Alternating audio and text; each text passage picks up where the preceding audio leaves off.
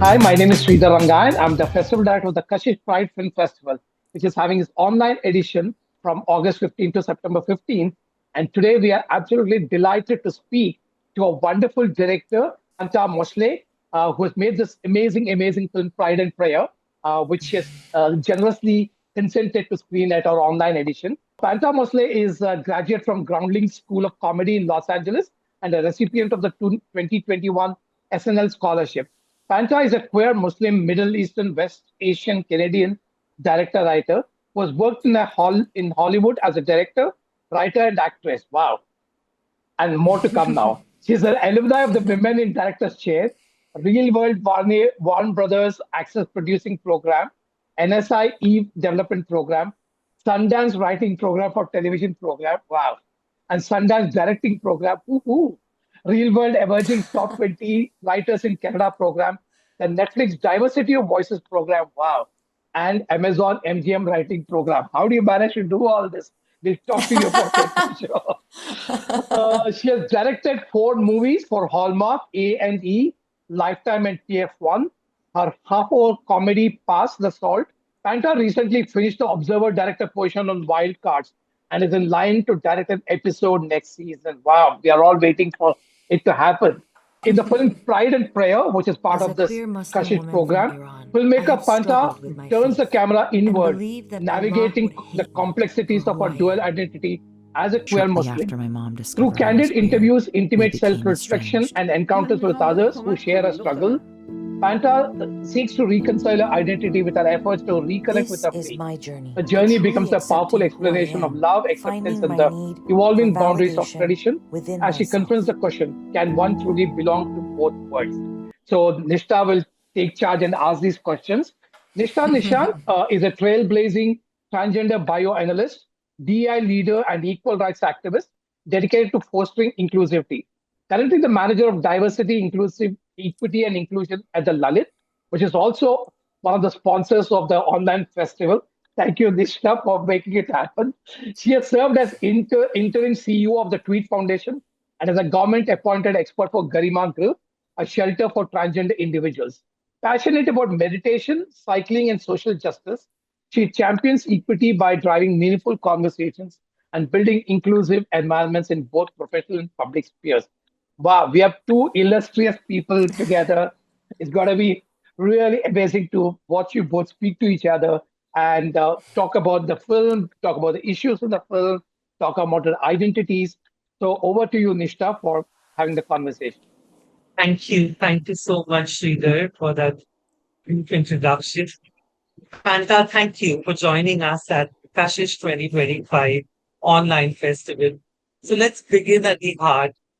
What inspired you to make Pride and Prayer such a personal and reflective story? First of all, thank you very much for having me. It's such an honor to sit across you digitally and chat with you. Um, what inspired me? Oh my goodness. Yeah, I think it's just the question of like identity and wanting to belong to a community.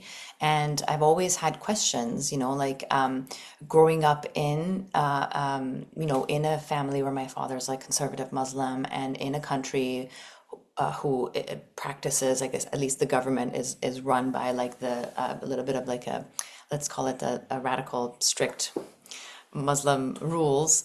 I feel like there, even with the president have saying that there are no gay people in Iran back in the day, and still like, so much discrimination and hate towards us folks, us queer folks, and even like this is like a sad story, and it's not in the documentary, but even in 2021 there was a father who beheaded his child, his own son, for being queer, and flaunted what he had done in the streets, proudly saying it's an honor killing. So stuff like that, it just made me wonder, like, do I belong? Am I a mistake? If there is a God out there, why am I like this? Then, you ask yourself those questions, because it took me a long time to come into myself and accept and really be able to say I am queer, really maybe like from 6 or so years ago, I was comfortable to even say the word queer, because you're so terrified of being judged, being not just judgment. It's like fear of your life as well, because like if you grew up in a Islamic country like that.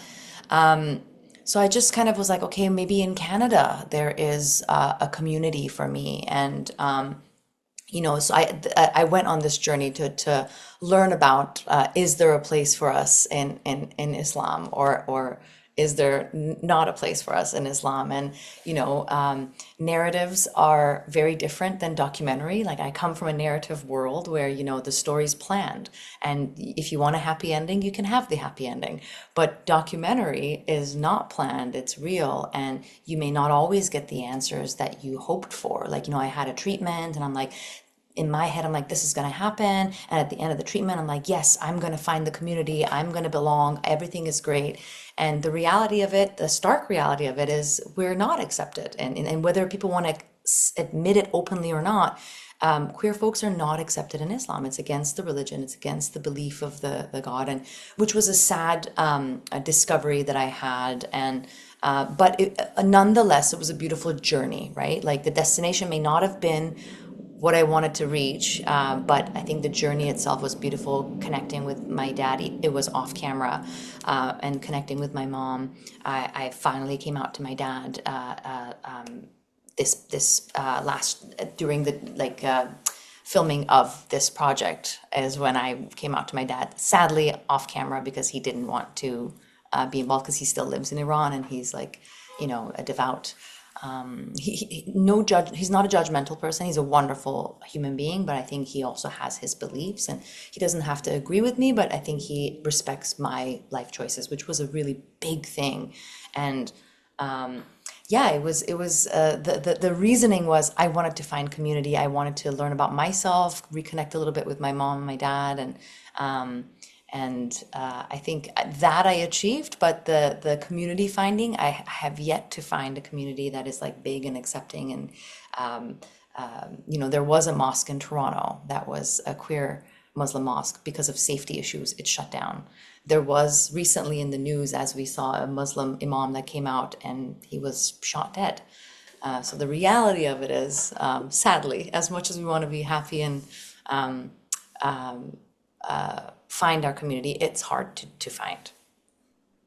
I completely get that when you shared how it was back in Iran and how acceptance is a big challenge.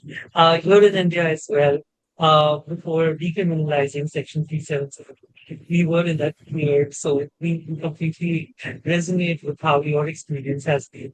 Having said that, when your mother actually appeared on the screen, we really felt that, there is a way of hope where a parent accepts their child and let them be as they would want to.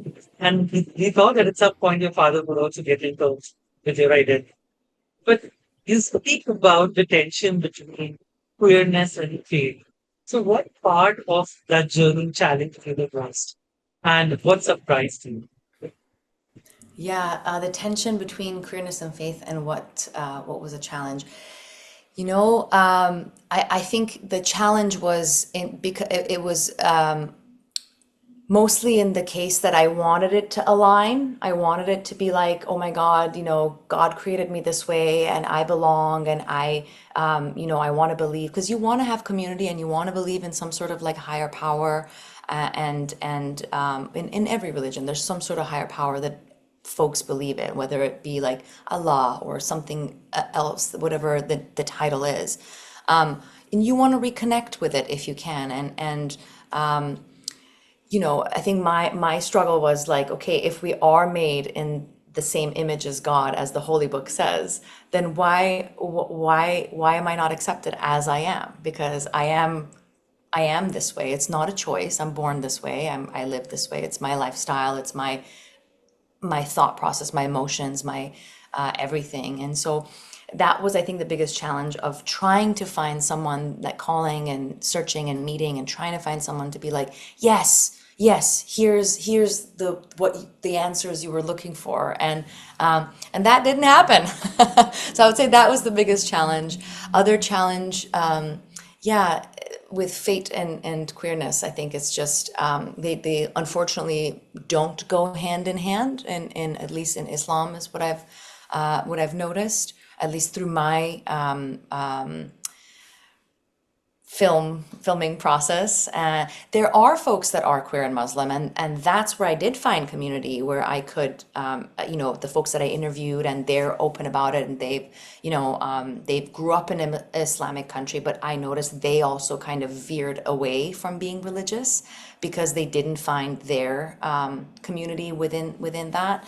Um, uh, which is again truth. And the folks that were Muslim and open about being queer, they're not open about being queer on camera because they're scared. And there was an anonymous person there. They're scared to be on camera because their family will be in danger because of um, uh, the certain strict beliefs that are there in Islam. I completely get that. When the sense of belongingness is something that we find ourselves with the community.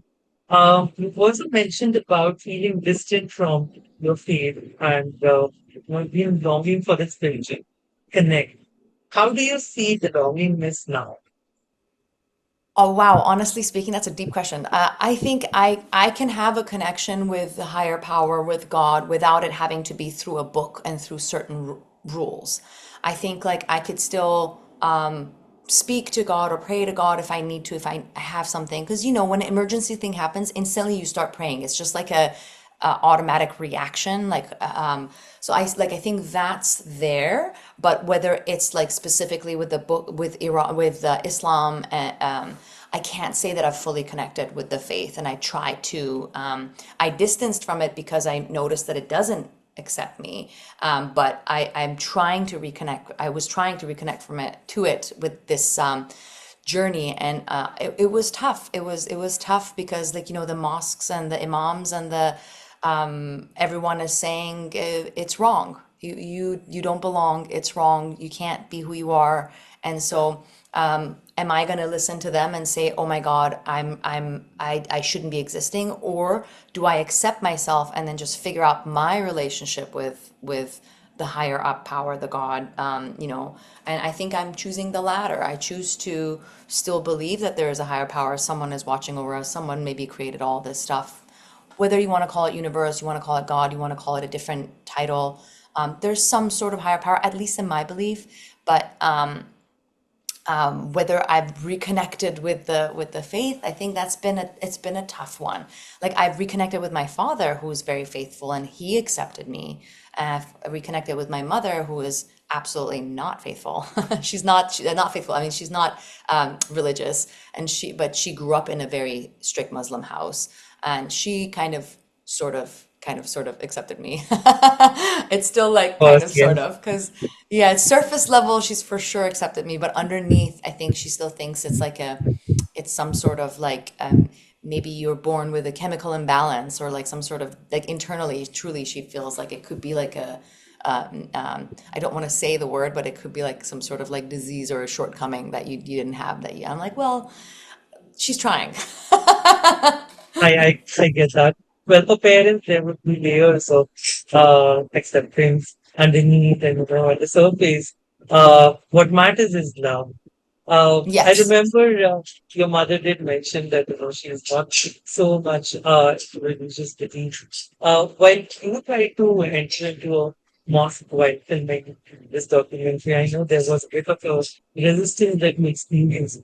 But was there any moment during filming that shifted your relationship with your identity, your the faith, significantly?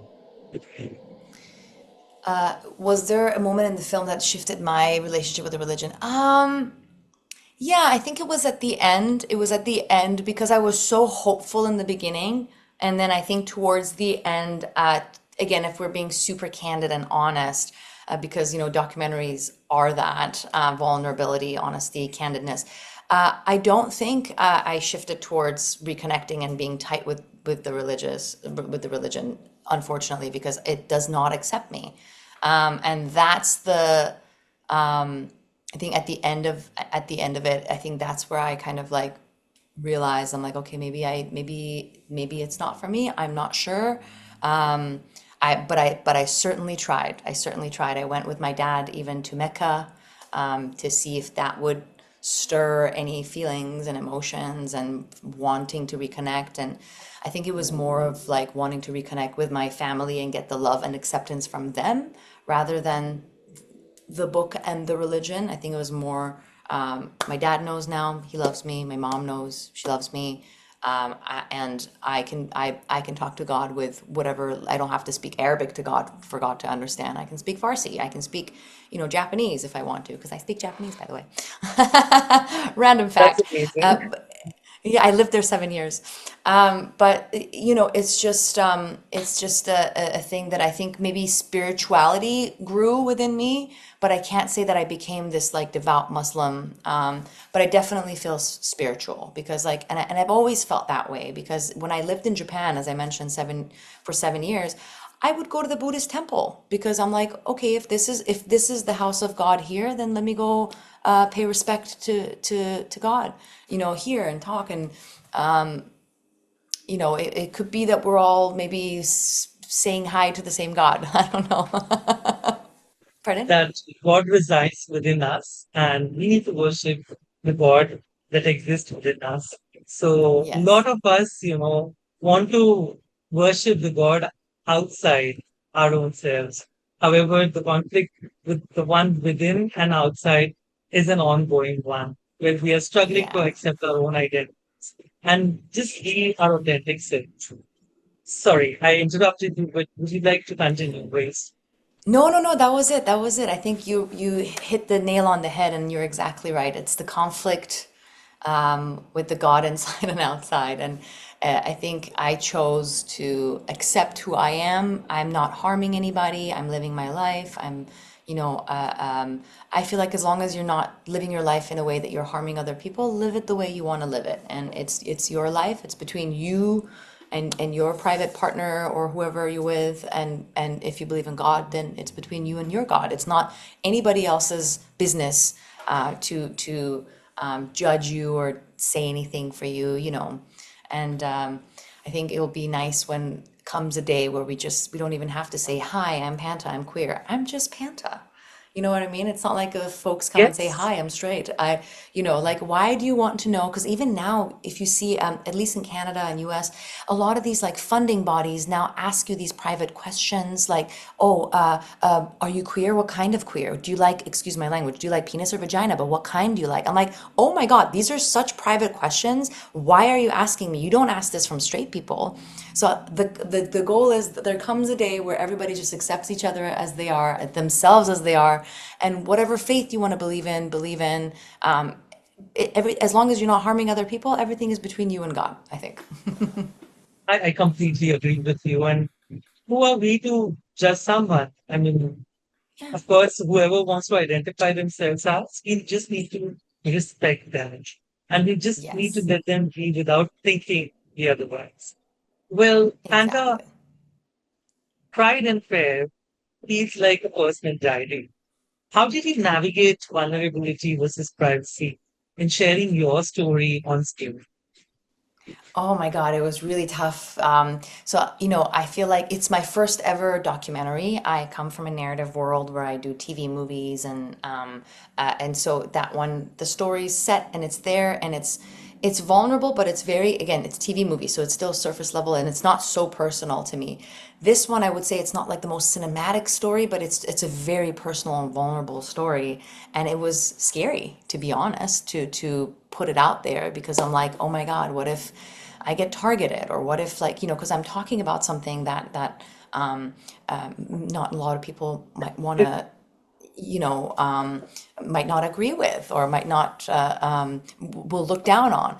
And so there was definitely a big part of me that was fearful to dig even deeper, which I could have, like, as in be more political about it. But I think I put some politics in there, but I kept it as um, um, contained as I could. But again, with documentary, you're just vulnerable, and the story is, you can't plan it, so you just keep filming, keep filming, keep filming, and when you find those moments that work, you use that in the story. And I don't think it's easy to put yourself crying on camera on screen for everybody to watch, or having a private conversation with your family and finding stuff out that um, private stuff out, or stuff that, like, airing your dirty laundry publicly. So that's, I think that would be it was one of the hardest struggles, because, like, I act, and as an actor, oh my God, I can be vulnerable on set because it's not my life. It's the script that's written, and I can connect to it, but it's still the script that's written that I'm putting out there. But then documentary,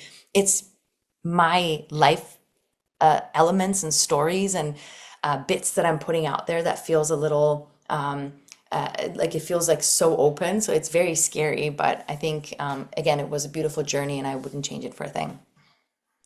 Well, I really can feel how scary it would have been. But hats off to your courage and, you know, that willingness of documenting every bit of it and putting it out to the world, inspiring many to be their authentic selves and not put up for the sake of the world. And you're very passionate about joyful representation. How did you weave hope into this film without negating its emotional weight? Oh my gosh. Yeah, it was, with all the interviews, I think I tried to keep it, to a level that wouldn't be triggering with all the subjects that I interviewed, because every single one of them that had lived in Iran, that had gone through the government's control, from, like, even what they teach us in school, to, like, to coming here and finding the freedom. Like, we kind of talked about a lot of the stuff with the other queer folks that were Muslim and grew up in an Islamic country. But I didn't. I tried not to make it too triggering, so that I could make sure to bring them back. So, like, what you see is only like a snippet, but, like, the conversation we had was, like, for hours with each of the interview subjects. And so, yeah, making sure they're very comfortable. So starting with, like, light conversations, and then slowly getting into the deeper questions. And then by the end of it, like, kind of coming back up with some positive, fun questions, to make sure they don't stay in that hurt triggered state, because it's, again, they're being vulnerable as well, and they're putting themselves out as well, and they could be also scared, like I am, of, like, would their family be in trouble if they talk on camera or not. But yeah, it was a fine balance of figuring out how to chat with people without, like, keeping them in that triggered hurt state, including myself.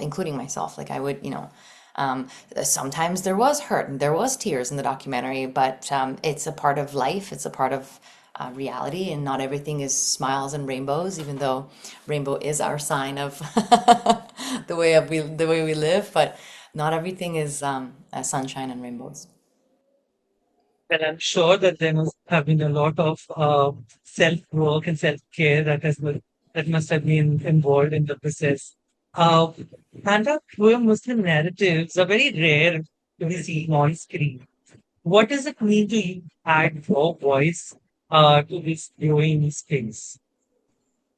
Oh my God, it means a lot, because I feel like, again, like you said, in general, queer voices are so underrepresented. They're so underrepresented, and I think to be able to contribute anything to make our story seen, have our some, like, I'm putting my story out. Maybe it'll resonate with somebody else. Maybe it'll inspire someone to tell their story. Maybe it'll inspire someone to talk to their parents and see how they're, reconnect with their parents. Or I think the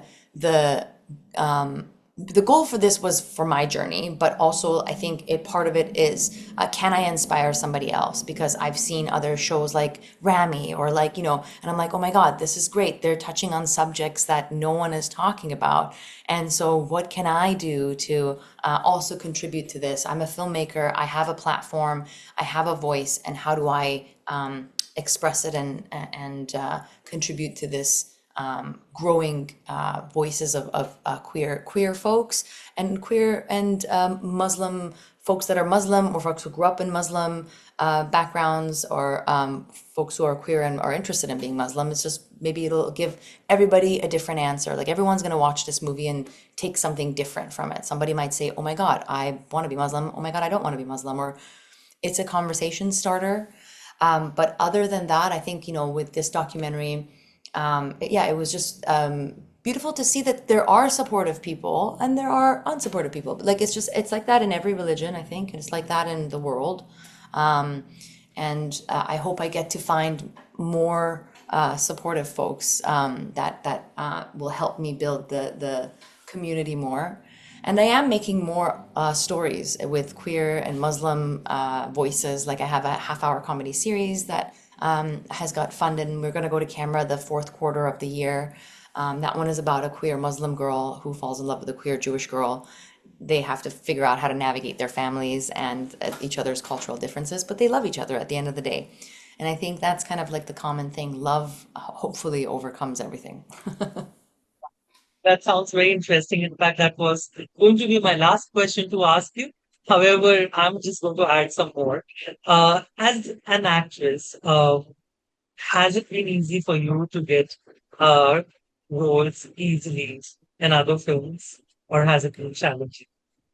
Great question. And again, the reality is not always as sunshine and rainbows as you want it to be. I think as a West Asian actress, there are not a lot of roles for us on film and TV. So when they do come, it's like, oh my God, what a blessing. But there's not a lot. Like I don't audition as much as my white counterparts, as much as my other folks, like even Eastern Asian friends I have get more auditions than I do.